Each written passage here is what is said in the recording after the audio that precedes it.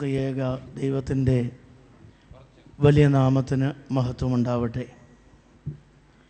ഈ ശുശ്രൂഷയുടെ പ്രധാന കാർമ്മികനും ചെങ്ങന്നൂർ ഭദ്രാസന മെത്രാപ്പൊലിത്തായുമായ അഭിവന്യ തോമസ് മാർ അത്താനാസിയോസ് മെത്രാപ്പൊലിത്ത തിരുമേനി, പരിമല സെമിനാരി മാനേജരായിരിക്കുന്ന വന്യനായ ഔഗൻ റമ്പാച്ചൻ, വന്യനായ ജോസഫ് റമ്പാച്ചൻ, ശ്രേഷ്ഠരായ കോർപ്പിസ്കോപ്പ അച്ഛന്മാരെ, വൈദികരെ, സഹോദരി സഹോദരങ്ങളെ, കുഞ്ഞുങ്ങളെ, ആഴ്ച ശുശ്രൂഷകളിൽ വളരെ ശ്രേഷ്ഠമായ ഒരു ശുശ്രൂഷയാണല്ലോ കാലുകഴുകൽ ശുശ്രൂഷ എന്ന് പറയുന്നത്.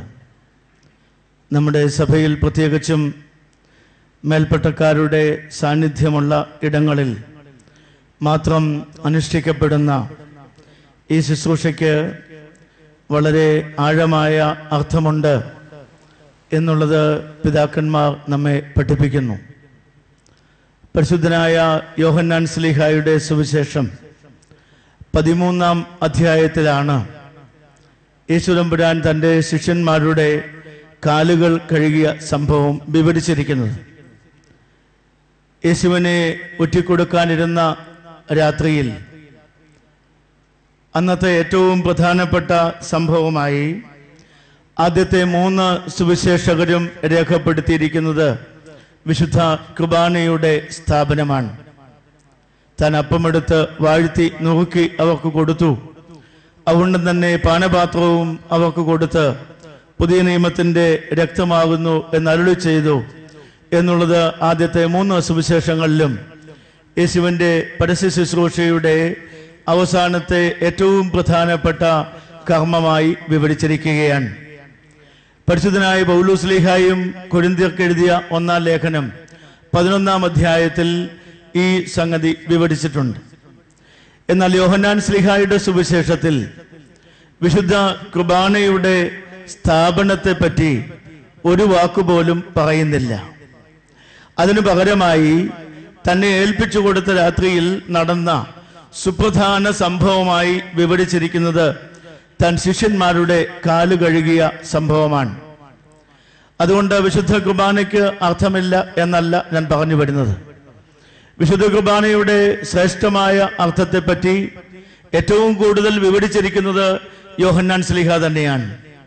5 അപ്പം കൊണ്ട് 5000 പോഷിപ്പിച്ച സംഭവം വിവരിച്ചു കഴിഞ്ഞ് 6-ാം അധ്യായത്തിൽ വിശുദ്ധ കുർബാനയുടെ രഹസ്യത്തെ സംബന്ധിച്ച്, അതിൻ്റെ അർത്ഥത്തെ സംബന്ധിച്ച് വളരെ ആഴമായി 4-ാമത്തെ സുവിശേഷകൻ അവിടെ പ്രതിപാദിക്കുന്നുണ്ട്.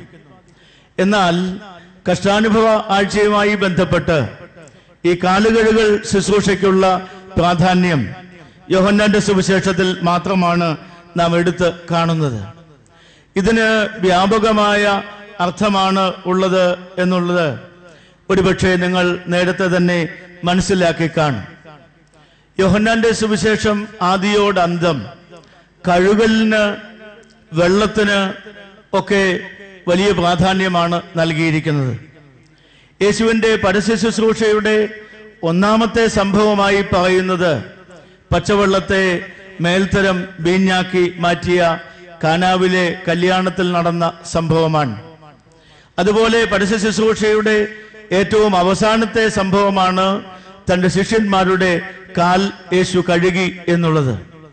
അങ്ങനെ യേശുവിൻ്റെ പരസ്യ ശുശ്രൂഷയെ, അതിൻ്റെ ആരംഭവും അതിൻ്റെ അവസാനവും വെള്ളത്തോട്, കഴുകലിനോട് ഒക്കെ ബന്ധപ്പെടുത്തിയാണ് യോഹന്നാൻ ശ്ലീഹ നമ്മെ പഠിപ്പിക്കുന്നത്.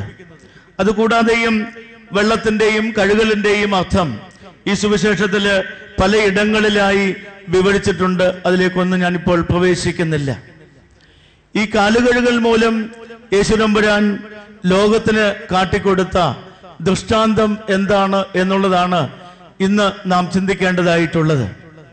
3 തരത്തിലുള്ള ആശയങ്ങൾ ഇതിനോട് ചേർത്ത് പറയുവാൻ സാധിക്കും. ഒന്നാമതായി അതിൻ്റെ ക്രിസ്തുശാസ്ത്രപരമായ അർത്ഥമാണ്. എന്തിനാണ് വചനം ജഡമായി തീർന്നത്? എന്തിനാണ് പുത്രൻ തമ്പുരാൻ ലോകത്തിലേക്ക് കടന്നു വന്നത്.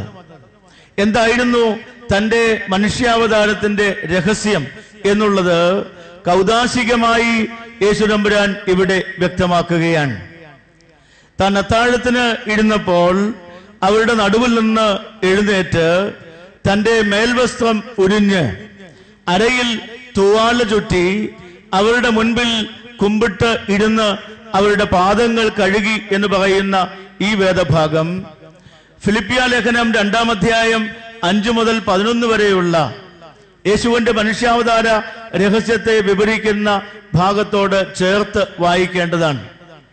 അവിടെ നാം വായിക്കുന്നു, അവൻ ദൈവത്തോടുള്ള സമത്വം മുറുകെ പിടിക്കണം എന്ന് വിചാരിക്കാതെ തന്നെത്താൻ ഒഴിച്ച് വേഷത്തിൽ മനുഷ്യനായി ദാസരൂപമെടുത്ത് നമ്മിൽ ഒരുവനായി ജീവിച്ച് കുരിശിലെ മരണത്തോളം തന്നെ താഴ്ത്തി എന്ന് വായിക്കുന്നു. യേശുവിന്റെ മനുഷ്യാവതാര രഹസ്യമാണ് ഇവിടെ കൗദാശികമായി അവതരിക്കപ്പെട്ടിരിക്കുന്നത്. യേശുവിന്റെ ഈ ലോകത്ത് താൻ എന്താണ് ചെയ്യാൻ പോകുന്നത്, തന്റെ വരവ് കൊണ്ട് എന്താണ് ഉദ്ദേശിക്കുന്നത്, ദൈവത്തിന്റെ അടുക്കലുള്ള തന്റെ മഹത്വം അല്പകാലത്തേക്ക് ഒന്ന് മാറ്റിവെച്ച് ഈ ലോകത്തിൽ കടന്നു വന്ന് നമ്മിൽ ഒരുവനെ പോലെ ജീവിച്ച് നമ്മയും മഹത്വത്തിലേക്ക് പ്രവേശിപ്പിക്കുന്ന അതിമനോഹരമായ ഒരാശയമാണ് ഈ ശുശ്രൂഷയിൽ കൂടെ യേശു തമ്പുരാൻ മനുഷ്യർക്ക് കാണിച്ചു കൊടുത്തത്. ഇവിടെ ദൈവം മനുഷ്യലോകത്തിലേക്ക് കടന്നു വരികയാണ്. ഇവിടെ മനുഷ്യർക്ക് പരസ്പരം വ്യത്യാസമില്ലാതെ ദൈവരൂപത്തിൽ സൃഷ്ടിക്കപ്പെട്ടവനായ എല്ലാ മനുഷ്യനെയും വർണ്ണ വ്യത്യാസമില്ലാതെ ജാതി മത ഭേദമില്ലാതെ ഭൂമിശാസ്ത്രപരമായ അതിർവരമ്പുകളില്ലാതെ കഷ്ടപ്പെടുന്നവരെയും എല്ലാവരെയും രക്ഷിക്കുവാൻ വേണ്ടി വന്ന യേശു തമ്പുരാനാണ്. ഈ കാലുകഴുകൽ ശുശ്രൂഷ നിർവഹിക്കപ്പെടുന്ന ഈ ഘട്ടത്തിൽ നമ്മുടെയൊക്കെ മനസ്സിൽ വീർപ്പ് മുട്ടിക്കുന്ന ഒത്തിരി ചിന്തകൾ നമ്മുടെ മനസ്സിലുണ്ട്. കഷ്ടപ്പെടുന്ന, യാതന അനുഭവിക്കുന്ന ധാരാളം മനുഷ്യരെ പറ്റി നമുക്കറിയാം.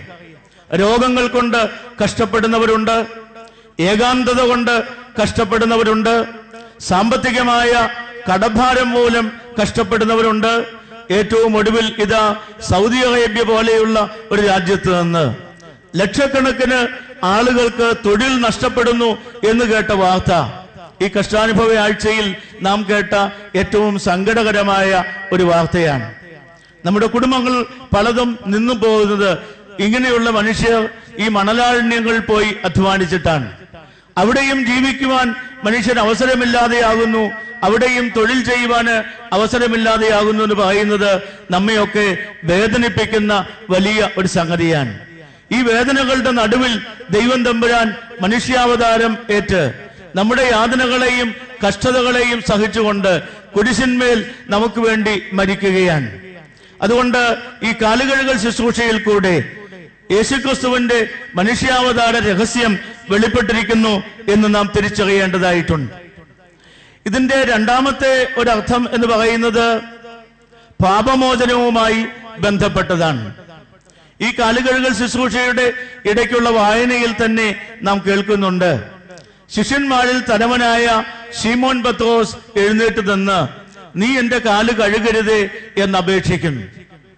അപ്പോൾ കർത്താവ് പറയുന്നു, ഞാൻ നിന്റെ കാൽ കഴുകിയില്ലെങ്കിൽ നിനക്ക് എന്നോടുകൂടെ പങ്കാളിത്തമില്ല. അപ്പോൾ ശീമോൻ പത്രോസ് പറയുകയാണ്, അങ്ങനെയാണെങ്കിൽ എന്റെ കാൽ മാത്രമല്ല എന്റെ ശിരസും എന്റെ ശരീരാവയവങ്ങളും ഒക്കെയും കഴുകണമേ എന്ന് അപേക്ഷിക്കുകയാണ്. ഒരു കഴുകലിന്റെ ശുശ്രൂഷയാണ് ഇവിടെ നടക്കുന്നത്. മലങ്കര സഭ മാത്രമല്ല, ലോകമെമ്പാടുമുള്ള ആളുകൾ ഈ കഴിഞ്ഞ ദിവസങ്ങളിൽ അവരവരുടെ പാപങ്ങളെ ഏറ്റുപറഞ്ഞ് കുമ്പസാരിച്ച് ഇന്ന് വെളുപ്പിനെ വിശുദ്ധ കുർബാന അനുഭവിച്ചിരിക്കുകയാണ്. കഴുകലിന്റെ ഒരു അനുഭവത്തിലാണ് നാം ഒക്കെയും കടന്നു പോകുന്നത്. നമ്മുടെയൊക്കെയും പാപങ്ങൾ കഴുകുവാൻ തക്കവണ്ണം ഈ കൂദാശ മുഖാന്തരമായി തീരുന്നു.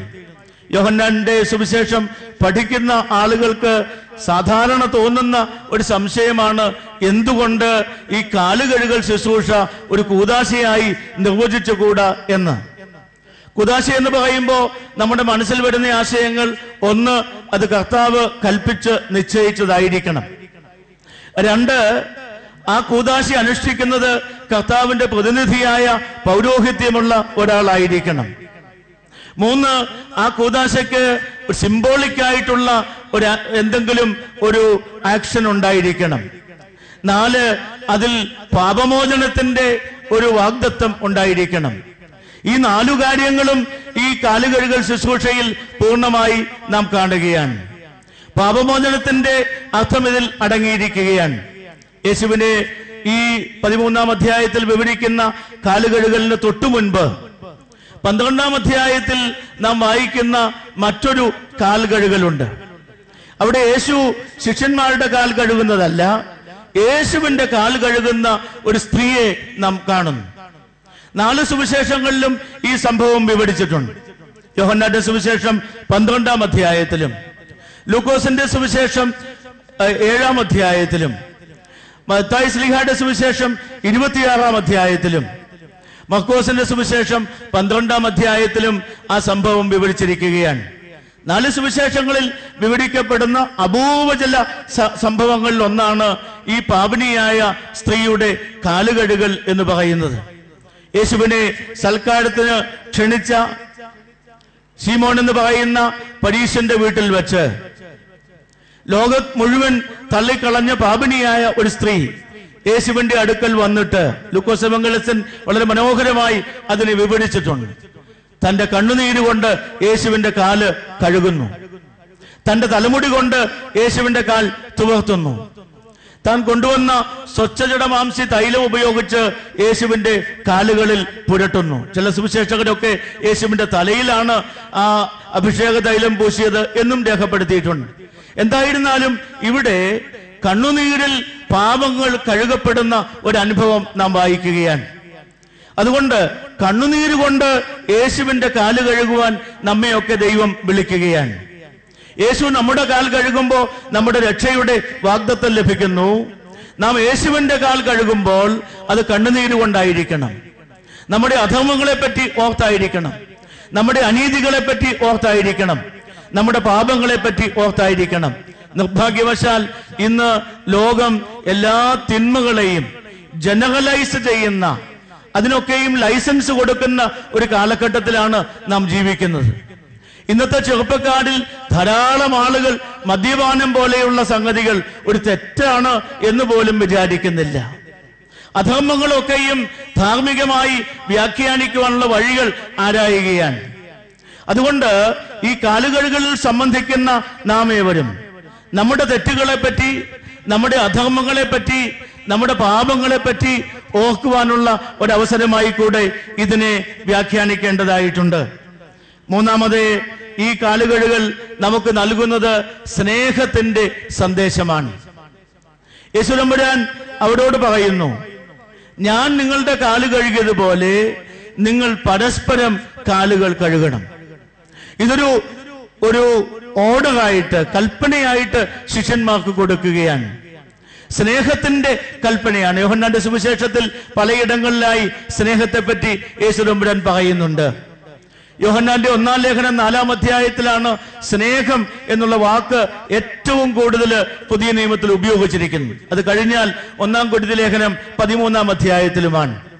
എന്താണ് സ്നേഹമെന്ന് പറയുമ്പോൾ യോഹന്നാൻ ശ്ലീഹ അതിനെ എപ്പോഴും ക്രിസ്തുശാസ്ത്രപരമായി കൂടെ ബന്ധിപ്പിച്ചുകൊണ്ടാണ് പറയുന്നത്. തന്നിൽ വിശ്വസിക്കുന്ന ഏവനും നശിച്ചു പോകാതെ നിത്യജീവൻ പ്രാപിക്കേണ്ടതിന് ദൈവം അവനെ നൽകുവാൻ തക്കവണ്ണം ലോകത്തെ സ്നേഹിച്ചു എന്ന് യോഹന്നാന്റെ സുവിശേഷം 3-ാം അധ്യായം 16-ാം വാക്യത്തിൽ നാം വായിക്കുന്നു. ഇത് ഉപരിപ്ലവമായ ഒരു സ്നേഹത്തെ പറ്റിയല്ല. സ്നേഹത്തെപ്പറ്റി സൂചിപ്പിക്കുന്ന 3-4 പദങ്ങൾ പുതിയ നിയമത്തിലുണ്ട്. താല്പര്യം എന്നുള്ള വാക്ക് ഫിലിയ എന്ന് പറയും, ഇഷ്ടം എന്നുള്ള അർത്ഥമാണ്. സ്റ്റോഗെ എന്നുള്ള വാക്കുണ്ട് വാത്സല്യം എന്നാണ് അതിനർത്ഥം. ഹീറോസ് എന്നുള്ള വാക്കുണ്ട് പ്രേമം എന്നാണ് അതിനർത്ഥം.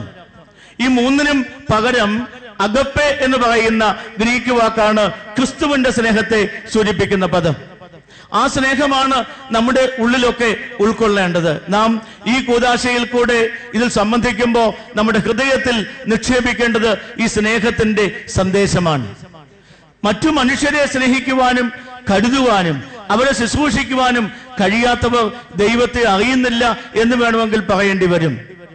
ദൈവത്തെ സ്നേഹിക്കുന്നു എന്ന് പറയുകയും സഹോദരനെ പകയ്ക്കുകയും ചെയ്യുന്നവൻ കള്ളനാകുന്നു എന്നാണ് യോഹന്നാന്റെ 1-ാം ലേഖനത്തിൽ നാം വായിക്കുന്നത്. സ്നേഹമാണ് ദൈവത്തിന്റെ സർവനാമം എന്ന് പുണ്യശ്ലോകനായ കാലം ചെയ്ത ഗീവർഗീസ് മാർ ഒസ്താത്യോസ് തിരുമേനി തന്റെ ജീവിതകാലം മുഴുവൻ കൊണ്ട് നമ്മെ പഠിപ്പിക്കുകയായിരുന്നു. സ്നേഹത്തിന്റെ അപ്പസ്തോലനായിരുന്നുവല്ലോ അദ്ദേഹം. സ്നേഹമാണ് ദൈവത്തിന്റെ പേര്, സ്നേഹം ഒരു ക്രിയയാണ് എന്നൊക്കെ അദ്ദേഹം നമ്മെ പഠിപ്പിക്കുകയുണ്ടായി. കാലുകടികളിലൂടെ മറ്റുള്ള മനുഷ്യന്റെ ഉള്ളിലുള്ള ദൈവിക അംശമാണ് നാം കണ്ടെത്തേണ്ടത്. വിശുദ്ധ മത്തായിയുടെ സുവിശേഷം 25-ാം അധ്യായത്തിൽ നാം കാണുന്നു, അന്ത്യന്യായവിധിയുടെ സമയത്ത് ചെമ്മരിയാടുകളെയും കോലാടുകളെയും വേർതിരിക്കുന്ന ദൃഷ്ടാന്തം. എനിക്ക് വിശന്നു, നിങ്ങൾ ഭക്ഷണം തന്നില്ല. എനിക്ക് ദാഹിച്ചു, നിങ്ങൾ കുടിക്കുവാൻ തന്നില്ല. ഞാൻ തടവിലായിരുന്നു, നിങ്ങൾ എന്നെ വന്ന് കണ്ടില്ല എന്ന് പറഞ്ഞപ്പോ പലരും ചോദിച്ചു, എപ്പോഴാണ് കർത്താവേ അവിടത്തേക്ക് വിശന്നത്? യേശു അവിടെ പറയുന്നു, ദരിദ്രരായ ആളുകളുടെ വിശപ്പ് എന്റെ വിശപ്പാണ്, തടവിലായിരിക്കുന്ന ആളുകളുടെ നെടുവീർപ്പുകൾ എന്റെ നെടുവീർപ്പുകളാണ്. അതുകൊണ്ട് മറ്റുള്ളവന്റെ ഉള്ളിൽ ദൈവിക അംശം കണ്ടെത്തുവാനും അവിടെ സ്നേഹത്തെ പ്രകടിപ്പിക്കുവാനും സാധിക്കണം. ഉൽപ്പത്തി പുസ്തകം 18-ാം അധ്യായത്തിൽ നാം വായിക്കുന്നു, വിശ്വാസികളുടെ പിതാവായ അബ്രഹാമിന്റെ അടുക്കൽ 3 അതിഥികൾ വന്നു ചേരുന്നു, 3 പരദേശികൾ വന്നു ചേരുന്നു. അബ്രഹാം പടിക്കലോളം എത്തിയിട്ട് അവരോട് പറയുകയാണ്, അടിയന്റെ അടുക്കൽ നിങ്ങൾ താമസിച്ചിട്ടേ പോകാവൂ, ഞാൻ അല്പം വെള്ളം എടുത്തുകൊണ്ടുവന്ന് നിങ്ങളുടെ കാൽ കഴുകട്ടെ. പരദേശികളായ, ഒരു ബന്ധവുമില്ലാത്ത, ഭാഷയിൽ വ്യത്യാസമില്ലാത്ത ഉള്ള 3 പുരുഷന്മാരെ കണ്ടപ്പോൾ അബ്രഹാം അവരുടെ ഉള്ളിലുള്ള ദൈവിക അംശം തിരിച്ചറിയുകയായിരുന്നു. അദ്ദേഹം അവരുടെ കാല് കഴുകിയത് ദൈവത്തെ സ്വീകരിക്കുന്നതിന് തുല്യമായിരുന്നു. അതുകൊണ്ട് കാലുകഴുകലിന് തിരുവചനം ഇങ്ങനെ വളരെ വിശദമായ അർത്ഥങ്ങൾ നമുക്ക് നൽകുന്നുണ്ട്. ഞാൻ എന്റെ വാക്കുകൾ ചുരുക്കട്ടെ. ഈ കാലുകഴുകൽ ശുശ്രൂഷ യേശുതമ്പുരാൻ മനുഷ്യാവതാരം ചെയ്തതിന്റെ രഹസ്യം വെളിപ്പെടുത്തുന്ന ക്രിസ്തുശാസ്ത്രപരമായ ഒരു ശുശ്രൂഷയാണ്. കണ്ണുനീരുകൊണ്ട് യേശുവിന്റെ കാല് കഴുകുന്ന ആളുകളുടെ പാപങ്ങൾ മോചിക്കപ്പെടുന്ന കുംഭസാരത്തിന്റെ പാപമോചനത്തിന്റെ കൂദാശയാണ് ഈ കാലുകഴുകൽ. മറ്റുള്ള മനുഷ്യരുടെ ഉള്ളിൽ ദൈവിക അംശം കണ്ടെത്തി അവനെ ശുശ്രൂഷിക്കുന്നതിൽ കൂടെ, അവനെ പരിചരിക്കുന്നതിൽ കൂടെ, അവന് നന്മ ചെയ്യുന്നതിലൂടെ ദൈവത്തെ ആരാധിക്കുന്നവരായി തീരുവാൻ തക്കവണ്ണം നമുക്ക് ഏവർക്കും സാധിക്കട്ടെ എന്ന് പ്രാർത്ഥിക്കുന്നു. ഇങ്ങനെ ഒരവസരം അനുഭവിച്ചു തന്ന അഭിമന്യ തിരുമേനിയോടും അതിനായി എന്നെ ക്ഷണിച്ച ബഹുമാനപ്പെട്ട ഔഗേൻ റബ്ബാച്ചനോടും ക്ഷമയോടെ കേട്ടിരുന്ന നിങ്ങൾ എല്ലാവരോടുമുള്ള നന്ദി അറിയിച്ചുകൊണ്ട് എന്റെ വാക്കുകൾ ചുരുക്കുന്നു.